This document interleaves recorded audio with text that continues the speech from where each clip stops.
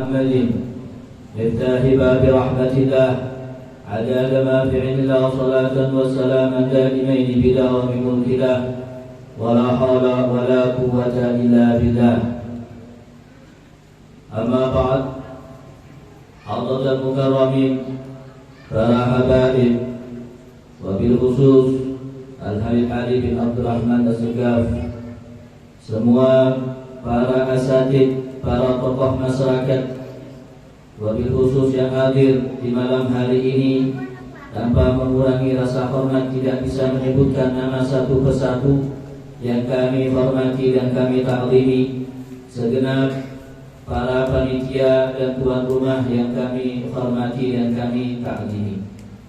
Alhamdulillah, yang pantas kita ucapkan atas syukur kita kepada Allah Subhanahu wa taala, di malam hari ini Allah telah memberikan kesempatan, Allah telah memberikan taufik beserta pertolongannya kepada kita, sehingga kita bisa hadir kepada tempat di mana tempat ini adalah disaksikan oleh para penduduk langit. Para malaikat Allah Subhanahu wa taala menyaksikan di dalam setiap tempat di mana di situ dibacakan selawat kepada Rasul sallallahu alaihi wasallam, yaitu adalah menembus arasy dan mengeluarkan bau yang sangat harum, dan kemudian para malaikat semuanya mengatakan pasti ini adalah tempat dari umatnya Rasul sallallahu alaihi wasallam yang dibacakan selawat kepada Rasul sallallahu alaihi wasallam. Maka ini adalah merupakan nikmat yang Allah berikan kepada kita yang sangat besar, sehingga dari tempat inilah kemudian hati kita, yaitu hidup, mempunyai hubungan yang besar kepada Rasul sallallahu alaihi wasallam. Dikarenakan syafaat yang Allah keluarkan, di syafaat yang Allah berikan kepada setiap hambanya, pasti harus melalui dengan mempunyai hubungan, paling tidak yaitu dengan cara perkenalan, baik walaupun cuma sekedar di dalam mengucapkan sebuah nama.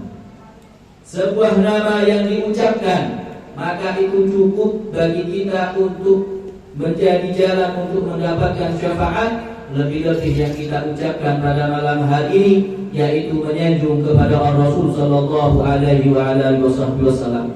Maka sungguh membaca tentang sirah Rasul sallallahu alaihi wasallam yang kita dengar tadi mulai dari awal sampai akhir, yang semuanya isinya adalah menyanjung dan memuji kekasih Allah Subhanahu wa taala, itu bukan merupakan hal yang baru, itu bukan hal-hal yang keluar dari agama. Bahkan ini adalah sebuah kemanfaatan yang sangat besar, sehingga kita bisa kenal kepada Rasul sallallahu alaihi wasallam. Seandainya dengan memuji kepada Rasul sallallahu alaihi wasallam itu dianggap bid'ah, bayangkan kita dengan memuji kepada Rasul sallallahu alaihi wasallam dibilang bid'ah, sedangkan kata-kata bid'ah itu disebut dengan kullu dhalal finnar. Orang yang sudah melakukan bid'ah, maka semuanya ada di neraka. Apakah kita termasuk dibilang orang yang ahli neraka? Na'udzubillah. Seandainya memuji kepada Rasul sallallahu alaihi wasallam itu dianggap bid'ah, maka pertama kali yang melakukan bid'ah yaitu adalah Allah Subhanahu wa taala. Apakah kita berani mengatakan Allah taala bid'ah? Dikarenakan Allah taala telah menegaskan di dalam Al-Quran, wa innaka la'ala khuluqin azim. Apakah itu bukan pujian? Sehingga itu adalah pujian yang paling puncak di dalam pujian, sehingga apabila Allah memuji seorang hambanya, maka kemudian kita memuji kepada Rasul sallallahu alaihi wasallam, sedikit pun tidak akan pernah sampai kepada Rasul sallallahu alaihi wasallam tentang hakikat kesempurnaan Rasul sallallahu alaihi wasallam. Hanya Rabbul Rasul sallallahu alaihi wasallam yang mengetahui. Hanya Allah yang mengetahui hakikat kesempurnaan Rasul sallallahu alaihi wasallam, yang mana juga dikisahkan seperti halnya Nabi Adam alaihi salam di saat Allah Subhanahu wa taala diusir dari surga. Maka di saat diusir dari surga, Nabi Adam tidak berani sedikit pun untuk mengangkat kepalanya untuk melihat ke langit karena malunya kepada Allah Subhanahu wa taala. Sampai di situ dikisahkan, diriwayatkan di dalam tafsir, sesungguhnya sampai ratusan tahun Nabi Adam tidak berani untuk mengangkat kepalanya dikarenakan malu kepada Allah Subhanahu wa taala. Akan tetapi suatu saat, di saat memohon kepada Allah Subhanahu wa taala di dalam ampunannya, kemudian Nabi Adam mengatakan, "Ya Allah, ampunilah aku," diberkat Nabi Muhammad sallallahu alaihi wasallam. Bayangkan Nabi Adam di sini bertawassul menggunakan melalui anaknya yaitu adalah Rasul sallallahu alaihi wasallam, kemudian dikabulkan oleh Allah Subhanahu wa taala. Maka di saat bertawassul melalui nama Rasul sallallahu alaihi wasallam, maka kemudian Allah Subhanahu wa taala menegur Nabi Adam, "Ya Adam, dari mana engkau mengetahui itu wahai Adam?" Maka apa yang dikatakan oleh Nabi Adam? "Ya Rasulullah, di saat aku berada di antara jasad dan ruh, di saat pertama kali engkau meniupkan ruh kepada jasadku, kemudian aku angkat, maka di atas arsy di situ terdapat tulisan La ilaha illallah Muhammadur Rasulullah. Setiap saya masuk kepada ghurfah, kepada kamar-kamar surga, maka di situ di dalam setiap pintu ada tulisan La ilaha illallah Muhammadur Rasulullah." Di surga menyebut nama Rasul sallallahu alaihi wasallam. Maka kemudian kata Nabi Adam, kalau bukan itu adalah kekasihmu ya Allah, maka tidak mungkin engkau kemudian menempatkan sebuah nama di pinggir dari namamu, yaitu dengan ucapan La ilaha illallah Muhammadur Rasul sallallahu alaihi wasallam. Maka apa kata Rasul sallallahu alaihi wasallam? Laula Muhammad ma khalaqtu lak. Kalau bukan karena Muhammad wahai Adam, maka saya tidak akan pernah menciptakan. Maka kita adalah semua diciptakan oleh Allah Subhanahu wa taala, yaitu adalah Rasul sallallahu alaihi wasallam, sehingga tidaklah dianggap sah seseorang imannya dan Islamnya kecuali mengucapkan lisan kita dengan ucapan La ilaha illallah Muhammadur Rasul sallallahu alaihi wasallam. Bayangkan, ini adalah manusia yang sangat agung. Tidak ada yang bisa melebihi keagungannya Rasul sallallahu alaihi wasallam. Sampai juga dikatakan di dalam riwayat yang lain, laula Muhammad ma khalaqtul aflak. Kalau bukan karena Rasul sallallahu alaihi wasallam, maka aku tidak akan pernah ciptakan alam semesta. Maka di sini kemudian kenapa kami juga pribadi tidak bisa mengucapkan, tidak pantas untuk mengucapkan nama Muhammad.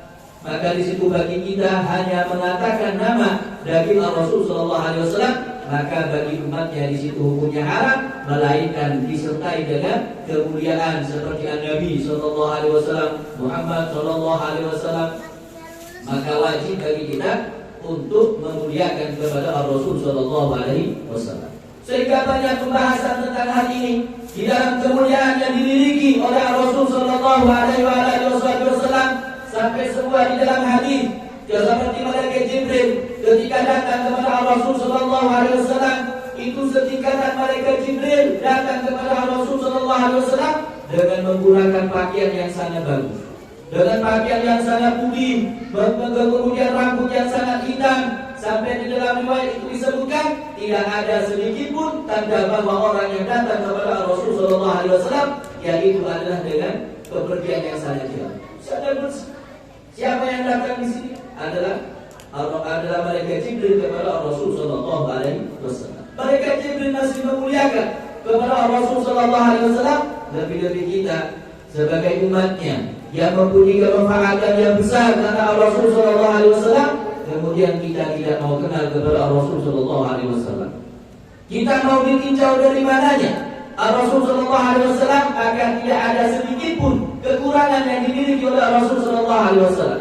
Dilihat kepada jasad, maka tidak ada jasad yang lebih mulia daripada Rasul sallallahu alaihi wasallam. Kalau dilihat di dalam akhlak, tidak ada akhlak yang lebih mulia daripada Rasul sallallahu alaihi wasallam. Maka kita tidak pernah bisa untuk menilai di dalam aib sedikit pun kepada Rasul sallallahu alaihi wasallam, sehingga disebutkan oleh Hasan bin Sabit, yaitu adalah sahabat Rasul sallallahu alaihi wasallam, yang beliau di situ penyaksiannya masuk Islam dikarenakan melihat ketampanan Rasul Shallallahu Alaihi Wasallam. Hasan bin Sabit di situ ketika oleh orang-orang Quraisy dikasih imbalan untuk mencaci kepada Rasul Shallallahu Alaihi Wasallam, maka di saat zaman Rasul Shallallahu Alaihi Wasallam bahwa cacian dihina dengan cacian kemudian dengan syair, maka itu lebih baik mereka dipukul daripada harus dihina dengan menggunakan syair. Sedangkan Hasan bin Sabit di sini adalah salah satu penyair yang terkenal. Kalau sekarang di situ adalah kalau sudah ahli penyair di zaman Rasul Shallallahu Alaihi Wasallam, maka itu adalah artisnya. Itu artisnya di zaman itu adalah dengan syair. Di dalam setiap para nabi itu mempunyai hal-hal yang istimewa. Seperti halnya di zaman Nabi Musa, maka sihir di situ adalah yang dominan di saat itu, sehingga Allah memberikan mukjizat dengan menggunakan tongkat berubah menjadi ular. Maka di zaman Rasul Shallallahu Alaihi Wasallam, maka itu adalah penyanyi. Hasan bin Sabit termasuk adalah orang penyair di zaman Rasul Shallallahu Alaihi Wasallam. Maka orang Quraisy dari bencinya kepada Rasul Shallallahu Alaihi Wasallam, maka kemudian dengan mengasih imbalan yang sangat banyak dan mengatakan, wahai Hasan, maka ambillah ini uang dan cacarilah Muhammad dan hina dia dengan menggunakan syair. Maka di saat Hasan bin Sabit lewat ketika pergi, maka lewatlah Rasul Shallallahu Alaihi Wasallam. Maka apa yang terjadi di saat lewat Rasul Shallallahu Alaihi Wasallam, maka terlena Hasan bin Sabit sampai keluar dalam mulutnya spontan, padahal dia masih belum mempunyai keimanan kepada Rasul Shallallahu Alaihi Wasallam, sampai mengatakan lama raaitu anwaru syata wada'tu min khafi ala basari. Maka kata Hasan bin Sabit, di saat saya melihat kepada Rasul Shallallahu Alaihi Wasallam, maka sungguh saya takut mataku melihat kepada wajah Rasul Shallallahu Alaihi Wasallam, sampai kemudian tanganku diletakkan kepada mataku, saya tidak bisa mampu di dalam melihatnya, melainkan di dalam semampunya kami di dalam memandang kepada Rasul Shallallahu Alaihi Wasallam. Maka semenjak itulah Hasan bin Sabit kemudian mengucapkan syahadat kepada Rasul Shallallahu Alaihi Wasallam dan kembali kepada orang Quraisy dan mengatakan, inilah uang ambil, saya tidak butuh lagi. Maka sesungguhnya saya sudah menjadi pengikutnya Muhammad Rasul Shallallahu Alaihi Wasallam. Ini dikarenakan ketampanan Rasul Shallallahu Alaihi Wasallam, belum bagaimana akhlaknya Rasul Shallallahu Alaihi Wasallam, sampai oleh Allah Subhanahu Wa Taala di dalam Al-Quran disebutkan, wa ma arsalnaka illa rahmatan lil alamin, sebagai rahmat bagi semua alam semesta, baik dari kalangan manusia atau dari hewan atau dari tumbuh-tumbuhan. Maka rahmat Rasul Shallallahu Alaihi Wasallam. Apa yang disebut dengan rahmat? Rahmat di sini adalah semuanya akan tentram, semuanya akan bahagia. Maka tidak ada kebahagiaan yang dimiliki seperti kebahagiaan di dalam keluarga Rasul Shallallahu Alaihi Wasallam. Tidak ada yang dimiliki kebahagiaan yang diperoleh oleh sahabat Rasul Shallallahu Alaihi Wasallam, karena semuanya di situ dengan rahmat. Kita lihat bagaimana Rasul Shallallahu Alaihi Wasallam memperlakukan keluarganya. Yang umumnya ketika mengerjakan ketika Rasul Shallallahu Alaihi Wasallam dengan istrinya, di saat Rasul Shallallahu Alaihi Wasallam datang kepada istrinya dengan membawa tamu, kemudian mengatakan, wahai istriku, apakah ada sisa makanan untuk tamu? Maka kemudian sang istrinya mengeluarkan roti. Sang istrinya hanya cuma roti ini, ya Rasulullah, cuma ada roti. Maka dikeluarkan oleh sang istrinya, kemudian dihidangkan kepada kami. Maka Rasul Shallallahu Alaihi Wasallam kemudian mengatakan, ini cuma roti, tidak ada lauk-lauk apa gitu. Katanya Rasul Shallallahu Alaihi Wasallam, kalau di sini misalnya ada tamu kemudian cuma dikasih nasi tanpa ada lauk. Maka kemudian ditanya, mana lauknya? Tidak ada lauk. Maka sang istri Rasul Sallallahu Alaihi Wasallam bingung, ini lauknya apa? Lauknya mau dikasih apa? Keluarga Rasul Sallallahu Alaihi Wasallam 3 hari itu biasa ada makan. Kalau kebiasaan dari sahabat Rasul Sallallahu Alaihi Wasallam, begitu juga Rasul Sallallahu Alaihi Wasallam. Di saat kemudian ada ganjal dari batu satu, berarti itu 1 hari tidak makan. Tujuannya hanya untuk mengempeskan perut supaya tidak sakit menahan lapar. Ketika 2 berarti 2 hari, ketika 3 berarti 3 hari dia tidak makan. Itu di keluarga Rasul Shallallahu Alaihi Wasallam maka seperti itu. Akan tetapi bukan mengurangi dalam kebahagiaan. Tidak ada yang lebih bahagia daripada istri-istri Rasul Shallallahu Alaihi Wasallam. Maka tidak ada. Maka hakikat dalam kebahagiaan itu bukan dari materi, akan tetapi kebahagiaan di dalam hakikatnya kita, yaitu pendekatan kita kepada Allah dan pendekatan kita kepada Rasul Shallallahu Alaihi Wasallam. Maka di saat oleh sang istrinya cuma dikasih roti, kemudian Rasul SAW mengatakan apakah tidak ada lauk, maka bingung istrinya tadi, ini apa yang mau dikeluarkan?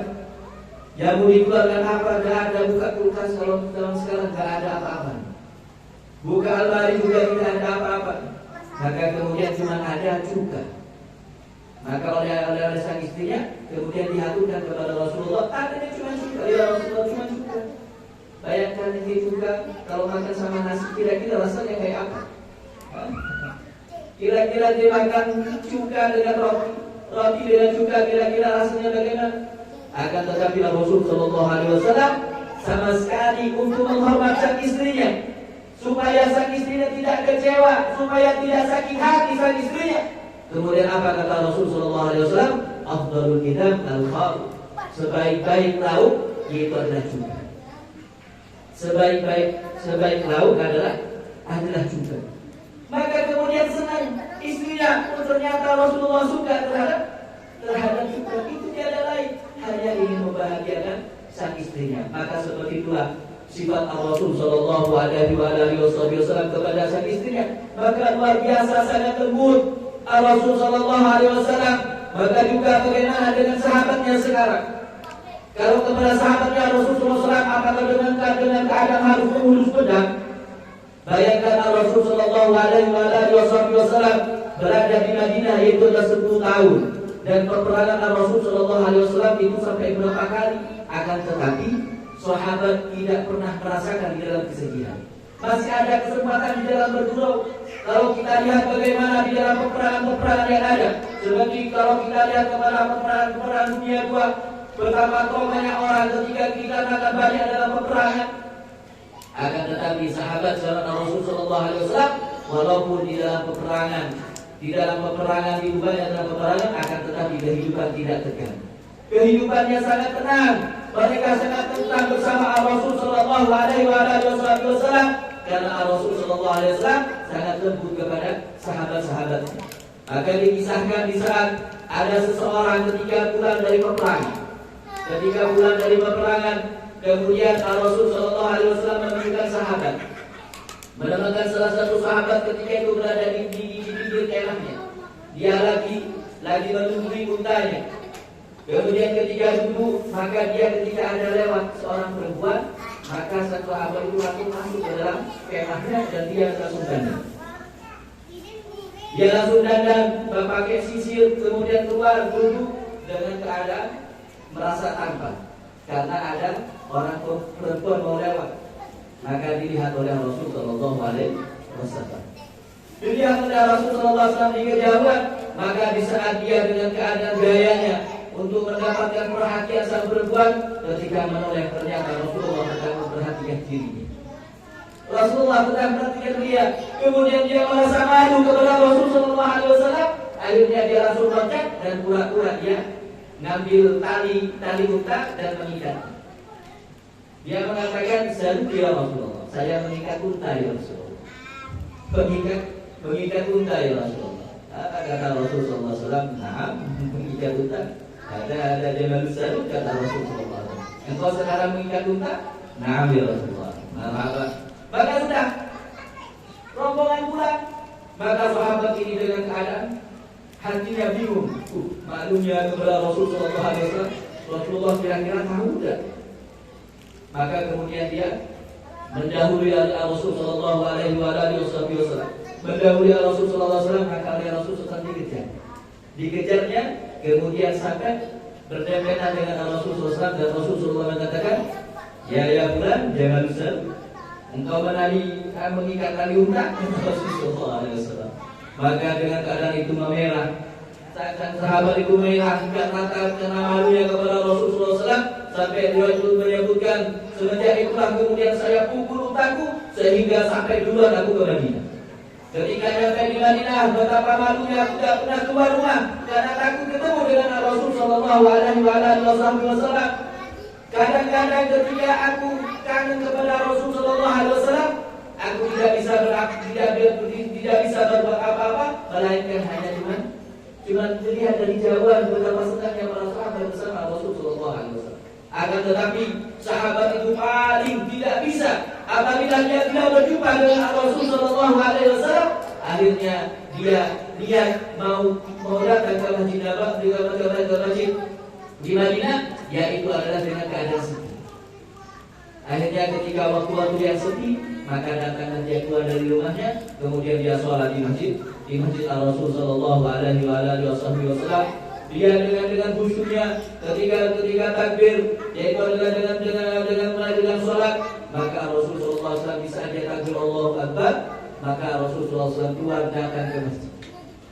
Langsung kaget orang ini, ya Allah, ya Rasulullah SAW datang. Maka dia mengatakan, maka sungguh saya panjangkan baca surat. Mau dipanjangkan baca suratnya sehingga dia memanjangkan baca surat. Akhirnya Rasulullah SAW duduk di pinggirnya. Rasulullah duduk di pinggirnya dia dengan jalan sholat. Maka kata Rasulullah SAW menoleh ke atas mengatakan, jangan usah. Engkau lagi mengikat unta sekarang. Allah dari mana yang dicepatkan sholatnya. Maka dia kemudian salam, maka langsung minta maaf kepada Rasulullah SAW. Maka semenjak itulah sahabat tidak berjanji tidak akan pernah melakukan sedikit pun matanya untuk melihat kepada kemaksiatan kepada Allah Subhanahu wa Ta'ala. Maka seperti itulah pendidikan yang dilakukan oleh Rasul Sallallahu Alaihi Wasallam. Maka kita sebagai umatnya kira-kira kita kepada Rasul Sallallahu Alaihi Wasallam bagaimana tanggapan kita kepada Rasul Sallallahu Alaihi Wasallam? Padahal kadang isi rumah kita yang kita bincangkan setiap harinya hanya orang-orang yang tidak kenal kepada Allah. Bahkan yang kita ucapkan, yang kita kenal, yang kita ceritakan di rumah kita kepada anak-anak kita, kadang setiap hari itu hanya orang-orang yang kadang itu adalah musuh Allah Subhanahu wa Ta'ala. Kita yang kita tanyakan kepada keluarga kita, kepada anak kita, yaitu semuanya di dalam urusan materi, tentang makannya, tentang kehidupan, tentang penampilannya. Sama sekali kita tidak pernah menanyakan tentang Rasul Sallallahu Alaihi Wasallam. Apakah kita sudah memberitahu tentang Rasul Sallallahu Alaihi Wasallam lebih-lebih di malam hari ini, yaitu adalah 12 Rabiul Awal, di mana ini adalah dilahirkan Rasul Sallallahu Alaihi Wasallam, yang mana di situ adalah pertamanya gelap akan menjadi terang, yang mana semuanya tersesat akan menjadi orang yang lurus. Itu adalah berkat dari Rasul Sallallahu Alaihi Wasallam. Maka dari itulah dengan keberadaannya di malam hari ini, dengan mengadakan Maulid Rasul Sallallahu Alaihi Wasallam, maka sungguh ini adalah sekumit atau sedikit persembahan buat dari kita untuk Rasul Sallallahu Alaihi Wasallam. Dengan sedikit inilah mungkin menjadi kebanggaan dari Rasul Sallallahu Alaihi Wasallam, dan kita yang hadir dengan keadaan yang khusyuk untuk berselawat kepada Rasul Sallallahu Alaihi Wasallam dan mendengarkan tentang kisah-kisah Rasul Sallallahu Alaihi Wasallam, maka Allah kemudian membarengkan tentang hidayah kepada kita, sehingga kita menjadi orang yang kuat di dalam keimanan. Semoga Allah Subhanahu wa Ta'ala kita dikuatkan di dalam Islam, dan mudah-mudahan Allah Subhanahu wa Ta'ala kepada keluarga kita, kepada anak-anak kita, semuanya tidak ada yang kecuali yang datang ataupun tidak yang datang dari keluarga kita. Mudah-mudahan Allah Subhanahu wa Ta'ala mendekatkan kita kepada Rasul Sallallahu Alaihi Wasallam, dan semuanya dijadikan oleh Allah Subhanahu wa Ta'ala kita menjadi orang-orang yang mati dengan keadaan husnul khatimah, dengan keadaan membawa iman dan Islam kembali kepada Allah dengan ridha Allah Subhanahu wa Ta'ala. Tidaklah Allah Subhanahu wa Ta'ala membangkitkan kita baru dari tempat dulu kita, melainkan Allah sudah mencatat kita semuanya adalah menjadi ahli surga Allah Subhanahu wa Ta'ala. Amin Allahumma amin. Kurang lebihnya mohon maaf apabila ada salah ucapan atau yang lainnya, mohon maaf sebesar-besarnya. Akhiran, assalamualaikum warahmatullahi wabarakatuh.